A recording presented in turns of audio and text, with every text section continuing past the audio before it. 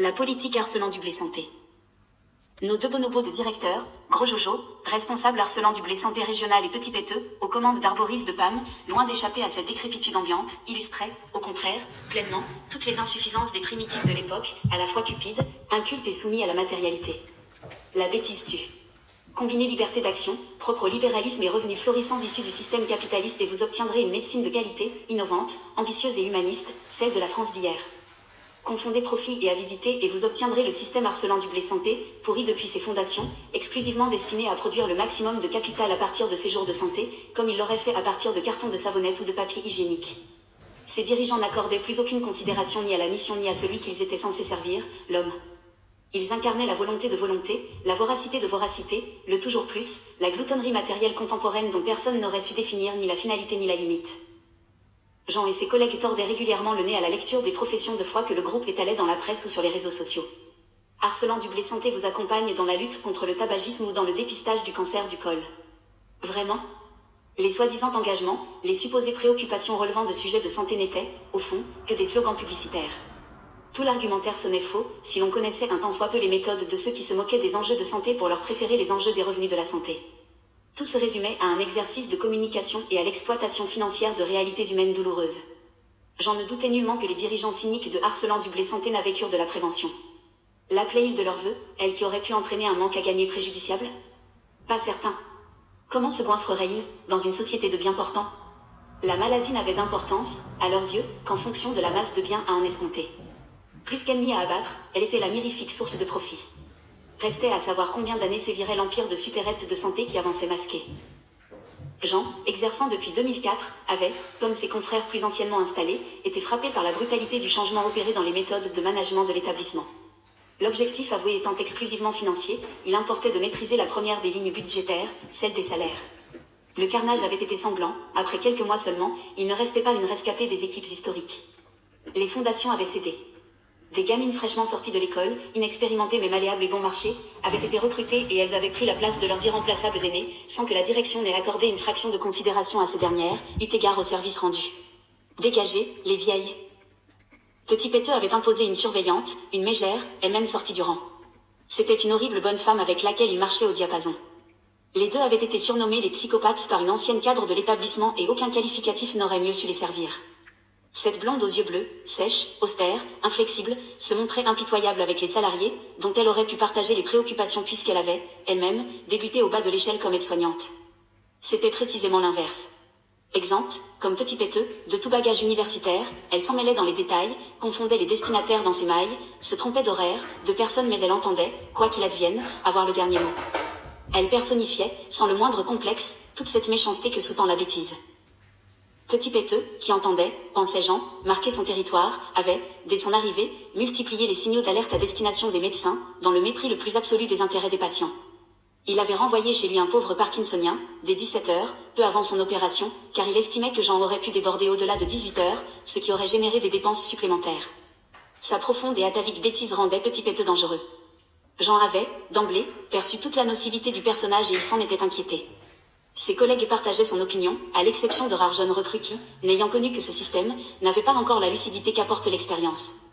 Jean, qui avait d'autres préoccupations à l'esprit que ce nième directeur, patientait, le temps nécessaire à ce qu'un nouveau vienne le remplacer. Il aurait certainement courbé l'échine à la façon de ses confrères s'il n'avait été aussi partiellement persécuté. Depuis son affaire, des exemples d'évictions arbitraires, comparables à ce qu'il avait subi avaient été rapportés, qu'ils aient été observés dans des cliniques privées ou des hôpitaux publics. Les rênes des établissements étaient livrés à des gestionnaires, au regard desquels un humain, médecin ou patient, pouvait être réduit à une donnée purement quantitative parmi d'innombrables autres, au sein des cellules d'un tableur. À un échelon supérieur de l'organisation, la politique était confiée à des technocrates à tableurs, supposés polyvalents et omniscients. Informatique, modélisation, simulation, intelligence artificielle exerçaient une fascination dangereuse sur ces populations qui semblaient en mésestimer les insuffisances. L'homme devait rester aux commandes. L'avenir demeurait incertain, contrairement aux promesses des nouveaux devins. Prétendument éclairés par ces logiciels, à l'occasion manipulés par les discours de scientifiques hystérisés qui leur parlaient à l'oreille, les technocrates s'étaient pris pour des médecins et avaient fait d'une épidémie virale sérieuse une pandémie menaçant l'humanité. Ils s'étaient crus savants et souverains au point de pouvoir modifier le climat de la planète, ce qui ne manquerait d'amuser les générations ultérieures dont ils prétendaient sauver les intérêts futurs en ruinant la nation qu'ils leur réservaient. Ils tuaient, à coups de normes établies au doigt levé, l'agriculture traditionnelle millénaire du pays. Lequel d'entre eux aurait pu tracer les contours du réchauffement, en termes de sciences physiques et évoquer les incertitudes s'y rapportant? Lequel aurait pu définir sommairement la nature d'un virus, établir la conséquence, en degrés, du passage à tel ou tel carburant?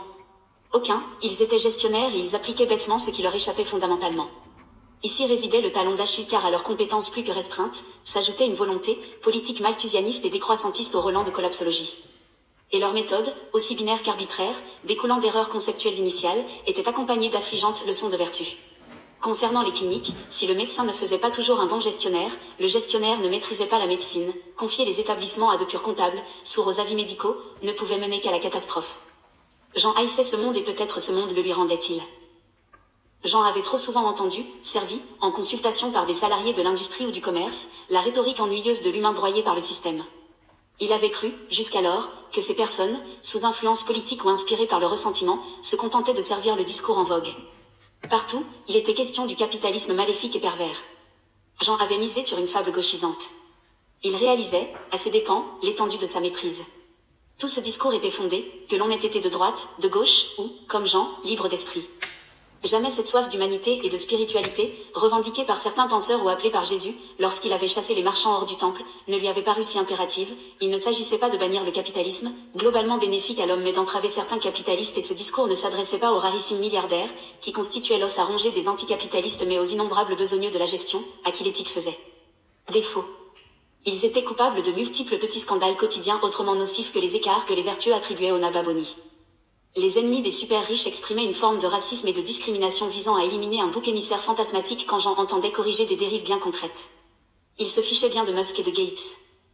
Il s'agissait d'appeler à nouveau l'humain, le rire, le bien-être, le rêve, la hauteur, mais comment procéder? Que la médecine rapporte relevait de l'exigence. Les bénéfices offriraient à Jean ses onéreux instruments chirurgicaux et à ses patients la santé, mais à deux conditions, qu'ils ne soient pas obtenus par la surexploitation des séjours et qu'ils soient, en partie, réservés aux investissements, plutôt que d'être attribués exclusivement aux actionnaires. Cette stratégie était pourtant celle des gestionnaires du groupe harcelant du blé santé. Jean espérait, naïvement peut-être, une moralisation de la profession. Comment un directeur de clinique pouvait-il n'avoir suivi aucune formation spécifique? Si Petit Péteux pouvait diriger un établissement de santé, pourquoi ne lui confierait-on une centrale nucléaire, une usine d'explosifs ou encore un aéroport? Même les brancardiers devaient produire un diplôme, mais le numéro 1 avait droit de s'acquitter de cette obligation pourtant élémentaire. J'en supposais que l'humanité avait sombré dans ce travers de manière récurrente, dans l'histoire, avant d'en tourner la page peu glorieuse. L'homme, depuis quelques décennies, se prosternait face à la rationalité et il avait remis son destin entre les griffes de la technologie. Certes, le gestionnaire avait son utilité. Elle était même sa raison d'être, mais de là à réduire un humain au chiffre de sa quantité. La première conséquence de cette déshumanisation était la détestation de leur outil de travail par une majorité de salariés. Qui éprouverait de l'amour pour un ustensile? Dans cette optique de rationalisation teintée de volonté de revendiquer un pouvoir, deux autres cas de patients exclus avant tout soin avaient suivi, jusqu'à ce quadragénaire, censé bénéficier d'une vasectomie sous anesthésie locale. Petit Péteux l'avait viré, lui aussi, dès 17h45, par précaution, une précaution de nature économique. Son petit cerveau de comptable ne disposait que de quelques repères en forme d'addition. Concrètement, Petit Péteux se contentait de téléphoner à la surveillante du bloc opératoire et de lui lancer sèchement ses ordres avant de raccrocher, froidement, sans un au revoir ni un merci. Il n'attendait pas la réponse. Il ne manifestait aucune forme de courage et il ne se confrontait jamais frontalement à quiconque, sauf, à l'occasion, aux plus modestes, qui l'humiliaient sans s'exposer au moindre risque. Cela courbait l'échine. Il avait ainsi lancé à une modeste aide-soignante venue par les salaires, une quadragénaire très impliquée dans les soins que Jean respectait pour ses indéniables qualités professionnelles, qu'elle pouvait aller voir ailleurs si ses 1300 € ne lui convenaient pas, après 20 années d'ancienneté. Elle était mère d'un enfant handicapé. Plus tard, l'apercevant dans un couloir, il avait lancé. « Mais vous êtes grosse. » Elle en était restée mortifiée par la cruauté d'une remarque aussi déplacée qu'intolérable. Elle était allée le trouver, le lendemain, dans son bureau. Elle lui avait fait part de sa réprobation. Elle lui avait signifié combien ses propos étaient inacceptables car il était, bien évidemment. Après 25 années à la tête de sa petite entreprise, jamais Jean n'aurait seulement imaginé répondre à une de ses salariées de se barrer si ça n'allait pas alors la rabaisser ainsi. Elle n'était en rien sa chose. Petit Péteux, lui, n'avait pas un souffle d'hésitation. Il avait argué qu'il ne jugeait pas la valeureuse aide-soignante et s'était débattu dans ses contradictions, prétendant que lui-même, quelques années auparavant, pesait 120 kilos et que le sport l'avait aidé à retrouver la ligne. En quoi cela excusait-il quoi que ce fût? Et qu'est-ce qui garantissait à cette mère humiliée que Petit Péteux n'en riait pas, en douce, en compagnie de Gros Jojo? Mais notre vasectomie, alors? Ce jour-là, Jean, frustré d'apprendre que son patient ne serait pas opéré, s'était déplacé jusqu'au box dans lequel le pauvre homme avait passé des heures à attendre vainement. Il venait d'être informé et il n'avait plus qu'à regagner ses pénates, heureux ou non. La clinique ne pouvait se permettre le risque de perdre 1 euro. Le pire, c'est que Petit Péteux était assez idiot pour penser qu'agissant ainsi, il disciplinait des chirurgiens alors qu'il ne faisait que pénaliser des patients. Quant à la réputation de l'établissement. Quand Jean était arrivé sur les lieux, la surveillante tentait mollement d'apaiser la situation, ou, plutôt, de trouver les mots qui y auraient contribué. Elle ne faisait guère montre d'enthousiasme. Elle semblait quelque peu blasée. La situation tendait à devenir routinière, depuis la prise de fonction de Petit Péteux. Des années durant, aucun directeur n'aurait osé se comporter ainsi. Revenez demain, disait la surveillante. Je vous promets que... Jean s'était avancé d'un pas vif et il avait alors lancé. Non, ne revenez jamais dans cette clinique de merde. Certes, il avait élevé le ton mais il savait parfaitement à qui il s'adressait, à un médecin réanimateur de la clinique Croix-Ouest. Ce professionnel n'avait besoin de personne pour tirer les enseignements qui s'imposaient. Dès le lendemain, Petit Péteux, à qui l'on avait évidemment rapporté les propos de Jean, adressait à tous les médecins de la clinique un courrier dans lequel il prétendait que ce dernier avait posté, sur Facebook, un billet dans lequel il décrivait Arboris de Pam comme une « clinique de merde ». C'était parfaitement mensonger mais ce genre de détails n'arrêtait aucunement notre bonobo. Jean veillait précisément à ne jamais mettre en cause l'établissement dans lequel il exerçait. Il ne ciblait jamais que ses dirigeants et leurs méthodes de boutiquier mais Petit Péteux, comme je le disais, dégainait trop vite. Petit Péteux n'était en rien un intellectuel. Pire, encore, il était gouverné par ses émotions, la plus accablante des tares pour celui qui entend mener des hommes. Il ne s'accordait pas même le délai de réflexion, cette infime poignée de secondes qui distingue l'être de raison du primate. Il ne s'assurait pas, de lui-même, des singularités de l'affaire en cours. Il pressait la détente avant même la conclusion. Imaginez un chirurgien procédant de la sorte. Il était, esclave de ses haines, débordé par son ressentiment à l'égard des médecins en général et de Jean en particulier. Comment cette haine avait-elle germé dans cet esprit médiocre ? Quelle était la nature de la broutille picrocolline, de la maladresse imprescriptible qui avait déclenché l'ire irréfrénable de Petit Péteux ? Je vous le donne en 1000. Une photo, un malheureux cliché comme il s'en produit des millions sur les sites des entreprises. Laisser sévir ce genre de médiocre à la tête d'un établissement de santé offrait un aperçu de la considération que le groupe Arcelant du Blé Santé accordait à ce secteur. Si la monnaie rentrait, le reste, en rien, n'importait. Et si la situation dérapait, Petit Péteux sauterait mais le business irait son cours. Jean se questionnait, tout de même, au-delà de ce groupe, dont il ne savait rien, qu'est-ce qui relevait spécifiquement de dérives locales et qu'est-ce qui était à mettre au compte d'une politique générale ? Ce groupe, comme tout autre, avait-il seulement une volonté ou déplorait-on parmi ses rangs une désorganisation coupable ? Avait-il, comme tant de confrères ou de syndicalistes l'avançaient, une intention malsaine ? La dérive locale dont Jean subissait les contre-coups prenait-elle forme sur un fond de dérive générale, les tutelles oscillant, pendant ce temps, entre incompétence et duplicité ? Qui avait la réponse à ces questions, si seulement cette réponse pouvait être formulée ? N'était-ce l'illustration de ce capitalisme de connivence qui faisait la marque de la France ? Était-ce, pour autant, véritablement différent en d'autres nations ? Arcelant du Blé Santé disposait d'un service de communication qui relayait ses professions de foi, soit mais à la manière des discours des dirigeants politiques, annonces et réalités tangibles étaient séparées par un gouffre. Ces cadres fixaient des objectifs que leurs subalternes tentaient de satisfaire mais tout restait histoire d'hommes, de responsables en charge, de Petit Péteux et de Gros Jojo. Il pouvait être reproché aux cadres du siège central leur nonchalance, leur absence de vigilance face à d'évidents écarts vis-à-vis de l'éthique et de la loi. Le recrutement, également, semblait faire défaut mais l'offre avait souffert des évidentes carences de l'enseignement en France, à l'origine d'une chute vertigineuse des compétences que Petit Péteux illustrait à merveille. Jean avait été surpris d'apprendre qu'un directeur Arcelant du Blé Santé occupait des fonctions de directeur dans un énarque, formé grâce aux impôts des citoyens qu'il aurait dû servir, administrer une entreprise privée qui semblait desservir l'intérêt général, aux entournures et un directeur de groupe de santé privé dirigeait l'administration de tutelle, lent, dans la nation où conflit d'intérêts signifiait souvent, à tort, corruption. La connivence entre direction générale et locale, à l'intérieur de Arcelant, suggérée par certains, restait à démontrer. Jean ne cessait de croiser des confrères qui pointaient du doigt ce groupe qu'il vomissait. Il citait de nombreuses illustrations de situations similaires à celles qu'il subissait à Arboris de Pam, c'est certain et il était difficile de conclure rationnellement quant à la fameuse volonté du groupe. Quel était le projet ? S'enrichir au moyen d'une armée de médecins soumis ? En faire des agents expulsables à volonté, comme l'étaient, partout ailleurs, les cadres et ingénieurs ou même les pilotes de l'aviation civile ? Faire fi des spécificités du secteur médical et de l'éthique pour privilégier les considérations économiques ? Quel membre précis du siège Arcelant du Blé Santé avait ordonné que Jean soit expulsé ? Descendu d'en haut ou non, un scandale couvait, à Arborise. Un directeur s'était autorisé à couper l'alimentation électrique à destination d'une IRM. Jean l'avait appris et il avait mené son enquête. Le service de radiologie, propriété des médecins aux grandes dames du groupe, s'était, sous la gouvernance de Petit Péteux, équipé d'un appareil supplémentaire. La France manquait chroniquement d'IRM. En janvier, quand la commission municipale de sécurité était venue valider l'installation, Petit Péteux, informé de sa visite inopinée, avait ordonné en catastrophe que son responsable technique prenne la main sur le réseau électrique. Une secrétaire du service, amie de Jean, lui avait révélé les dessous de cette navrante affaire. Les radiologues guidaient les membres de la commission vers la salle, obséquieux, comme on l'est avec les représentants officiels mais euphoriques, à la perspective de voir leur parc s'étoffer quand soudainement, bing, adieu fait électricité. Elle avait dû user de la lumière de son téléphone, dans la confusion d'un service plongé dans l'obscurité. Le radiologue, à quatre pattes, furetait, son dans les recoins de la main, en panique, à la recherche de l'origine de ce qu'il supposait être une panne. Petit Péteux avait mis hors circuit, outre l'IRM, la ventilation et l'évacuation des fumées et la clinique aurait flambé, si un incendie s'était déclaré, ce qui n'est jamais exclu lors de ces phases de test. Les membres de la commission s'en étaient retournés, sans le moindre commentaire de ses responsables, tant tout ce bazar semblait inédit. Un huissier s'était déplacé, le mois suivant, mandaté par les investisseurs et il avait constaté l'infraction. Il s'était ensuite rendu dans le bureau du directeur. Petit Péteux avait été sommé de rétablir le courant mais peine perdue, ses exigences étaient restées lettre morte. Passé une année à ce régime, l'appareil prenait toujours la poussière. Les investisseurs étaient endettés à hauteur d'1,5 million d'euros, en conséquence de la perte d'exploitation. Ces installations génèrent des coûts d'entretien faramineux. Les déficits s'accumulent très rapidement et Petit Péteux misait évidemment le dessus.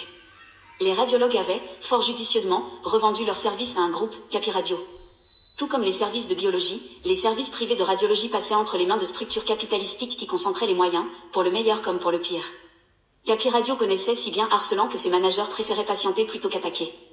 Ils auraient certes partie gagnée mais Arcelan était réputé pour faire durer les procédures. Il se passerait des années avant que l'IRM ne démarre alors il valait mieux payer et trouver un accord. Inutile de préciser que les intérêts des patients ne pesaient pour rien dans la balance. Jean avait demandé un examen en décembre. L'un de ses patients avait des cytologies positives, c'est-à-dire des cellules tumorales, ce qui laissait redouter une évolution de sa tumeur de vessie. Jean avait déjà mené toutes les explorations possibles et imaginables. Il pensait que l'IRM viendrait infirmer une récidive. Son ami Soum, radiologue, avait par ailleurs besoin de perfectionner sa pratique de l'IRM vésicale. En avril de l'année suivante, le patient s'était présenté, fort, enfin, des résultats de son IRM. 4 longs mois s'étaient écoulés. Tel était le délai moyen, avant l'obtention d'un rendez-vous. Jean avait été bouleversé par la conclusion. Les clichés objectivaient la présence de métastases d'un cancer du rein traité précédemment et dont le pronostic apparaissait plus que fâcheux. Il existait également une tumeur vésicale. Elle nichait au fond d'un diverticule et elle avait échappé à la vigilance de Jean, qui se le reprochait. Il avait immédiatement questionné son ami radiologue, qui lui avait affirmé mordicus que l'examen aurait été réalisé plus précocement si le second appareil avait été en fonction. Les demandes internes d'examen radiologique ne représentaient que 5% de la totalité et elles étaient traitées en priorité, avant celles qui émanaient des confrères de la ville. La perte de chance était donc indéniable. Jean, s'il se blâmait de n'avoir pas été plus exigeant, était irréprochable au regard de la loi. Plus tard, Jean avait évoqué l'affaire, à l'occasion de son audition au Conseil de l'Ordre. Monsieur Petit Péteux me vire pour de la romance mais ce que je vais vous raconter n'est pas le fruit de mon imagination. Et il avait exposé les faits. La réponse de Petit Péteux, impulsive, s'était avérée tellement prévisible, pour qui le connaissait. C'est pas vrai. C'est pas vrai et je sais pas étaient ses phrases fétiches. Comment? Avait répondu Jean. La clinique entière est au courant, des radiologues au service technique en passant par les manipulateurs et l'administration. La commission municipale, l'huissier, certains confrères extérieurs à l'établissement peuvent attester que ce que j'avance est rigoureusement exact mais c'est pas vrai? Je vais contacter l'épouse de ce pauvre monsieur et l'informer de vos manigances. Petit Péteux, qui venait de se discréditer face au président de l'ordre, avait pâli et Jean avait alors réalisé combien ce sale type était conscient des conséquences de ses agissements. Il en doutait jusqu'alors, misant sur sa bêtise et son incompétence. Petit Péteux avait ensuite vaguement tenté d'argumenter, dans les bafouillements. Les radiologues étaient, selon lui, à l'origine de retards coupables. Personne ne le niait, personne ne s'en félicitait mais ensuite? Cela aurait-il ouvert tous les droits à Petit Péteux? Soit avait répondu Jean, mais en France, on n'est pas autorisé à tuer le cambrioleur. Que quelqu'un soit en faute ne justifie pas vos propres méfaits. Point d'auto-justice. Gros Jojo semblait, en vérité, être le véritable responsable de ce défaut de soins intentionnels, à l'origine d'une authentique perte de chance pour les patients. Il était celui qui avait exigé que Petit Péteux s'exécute, ce que ce dernier avait fait en traînant des pieds.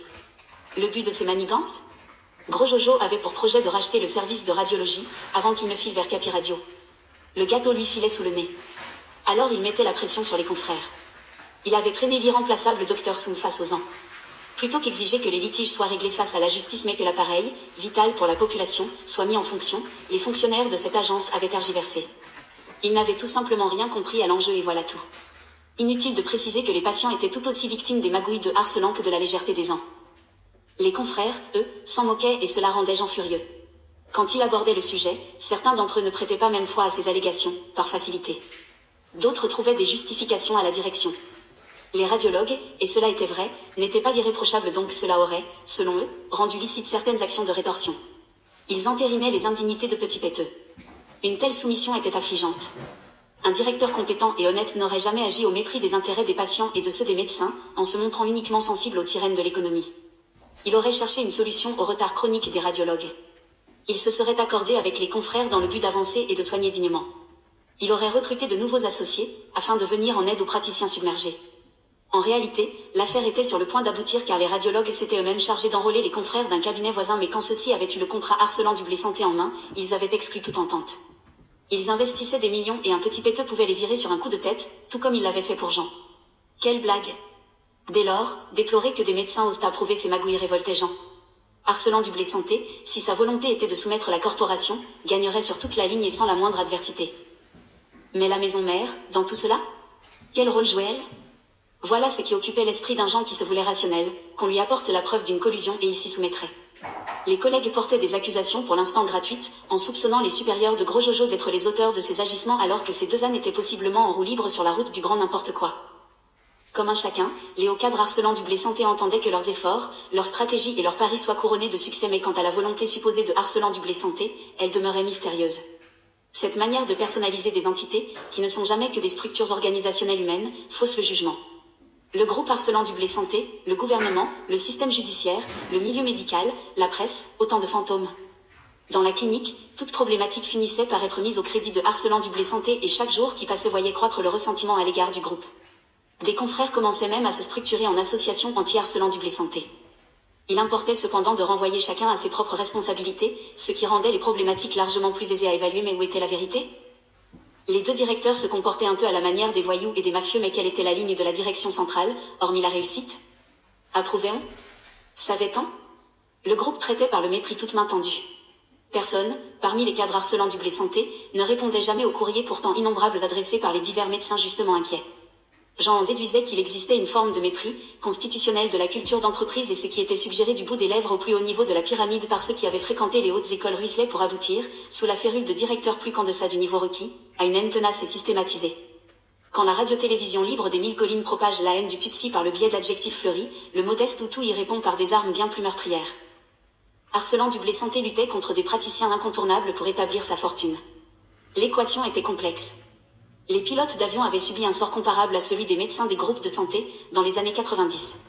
Ils étaient privilégiés, trop payés, nonchalants, selon les dires des managers. Tout comme la santé souffrait de la financiarisation extrême, chaque secteur devant rapporter, le milieu aéronautique avait, lui aussi, été entaché par les scandales résultant de la gloutonnerie de certains capitalistes. À la fin des années 90, la compagnie Swissair, réputée pour son sérieux, s'était engagée par contrat avec un businessman russe, spécialiste des jeux, ayant établi ses affaires au Texas. Des ordinateurs, permettant aux passagers de jouer au loto durant le voyage, devaient être installés en première classe. Le système était condamné par avance, celui qui peut s'offrir un tel luxe se moque bien d'occuper son temps à gagner quelques dizaines d'euros. Les câblages de ces jeux, installés par une société distincte de celle du russe, localisée dans un pays permettant de filouter les agences de certification, comptaient des multiples malfaçons. Les passagers se plaignaient de la chaleur des unités centrales, situées sous les confortables sièges pour les